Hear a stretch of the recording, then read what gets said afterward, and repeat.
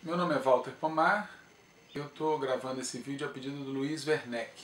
Ele falou para mim que vocês vão realizar uma reunião da Juventude da Articulação de Esquerda e ele pediu que eu fizesse uma fala sobre o processo eleitoral de 2014. Como eu não pude estar presente pessoalmente, ele sugeriu que eu fizesse essa gravação. Eu preparei um roteiro e dividi a minha fala em vários capítulos, pequenos capítulos. Eu vou falar um pouco de por qual motivo nós participamos de processos eleitorais em geral e vou falar da eleição de 2014 em particular. Então eu queria pedir a atenção de vocês para essa exposição que eu vou fazer. Bom, eu acredito que alguns de vocês estão participando pela primeira vez de uma campanha eleitoral.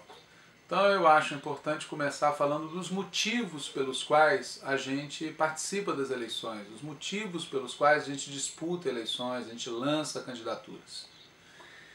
O que mais chama a atenção nas eleições são as candidaturas e os partidos políticos. Mas a gente não deve avaliar as candidaturas e os partidos pelo que elas dizem de si mesmas, né? A gente não deve avaliar um partido pelo que ele fala dele mesmo, a gente não deve avaliar uma candidata pelo que ela fala dela mesma.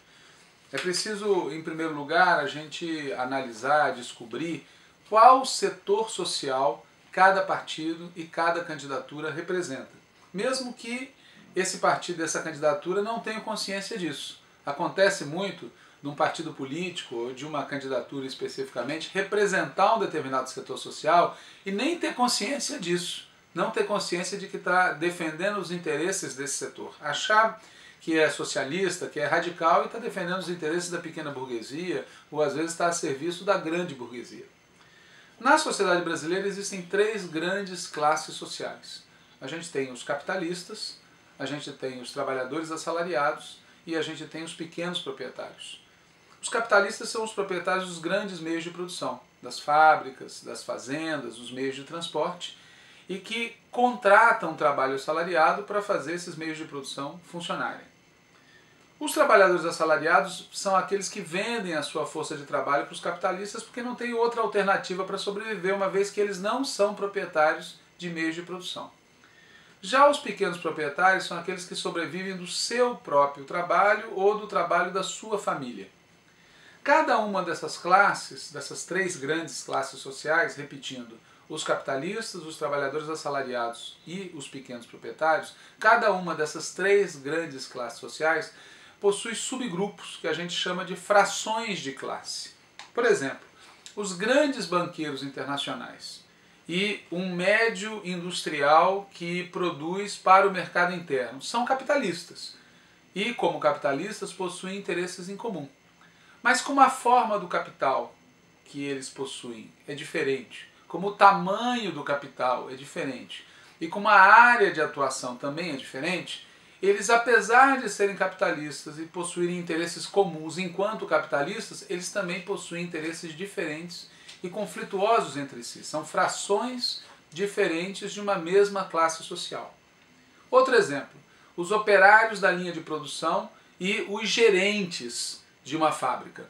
São assalariados igualmente, portanto pertencem à mesma classe social e possuem interesses comuns enquanto assalariados.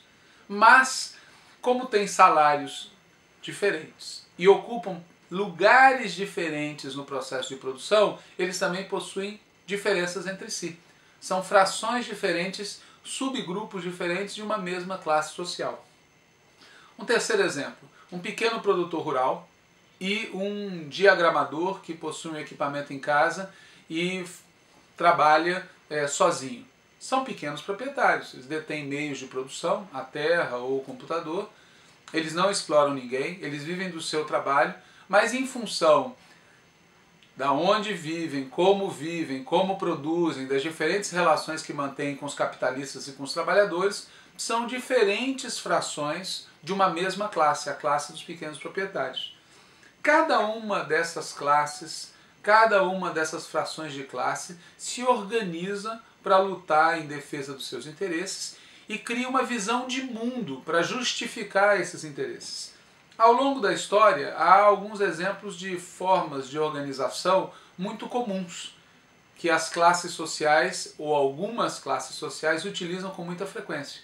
3 exemplos disso: os sindicatos, os partidos políticos e o Estado. E com isso eu termino a primeira parte da minha exposição.